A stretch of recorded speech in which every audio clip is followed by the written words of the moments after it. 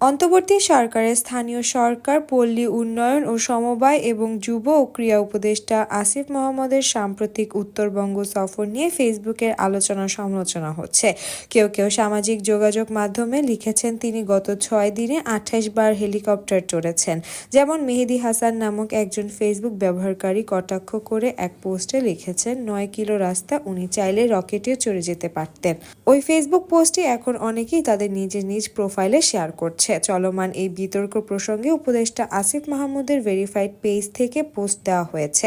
বৃহস্পতিবার বিকালে দেওয়া পোস্টে বলা হয়েছে, প্রথমে গাড়ির সফর প্ল্যান করা হলেও 6 দিনে শুধুমাত্র 10টি উপজেলা সফর করা যাচ্ছিল। এবার সফরের উদ্দেশ্য ছিল উত্তরবঙ্গের উন্নয়নের লক্ষ্যে স্থানীয় জনগণ এবং সরকারি কর্মকর্তাদের সঙ্গে মতবিনিময় এবং প্রস্তাবিত উন্নয়ন কার্যক্রম পরিদর্শনের পাশাপাশি শীতবস্ত্র বিতরণ। পোস্টে আরও বলা হয়েছে, উপদেষ্টা মহোদয় কম সময়ের মধ্যে সর্বোচ্চ পরিমাণ উপজেলার জনসাধারণের কথা শুনতে চেয়েছেন।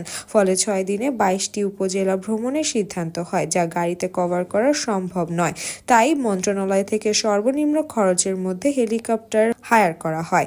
এরপর পোস্টে আরও বলা হয়, বিগত 2 দিন সফরে ঢাকা থেকে যাওয়া আসা সহ 6 বার হেলিকপ্টারে যাতায়াত করেন তিনি। প্রসঙ্গত, সচিবালয়ের আগুন লাগার কারণে বৃহস্পতিবার উত্তরবঙ্গ সফর স্থগিত করে বৃহস্পতিবারই ঢাকায় চলে এসেছেন উপদেষ্টা আসিফ মাহমুদ সজীব ভুঁইয়া।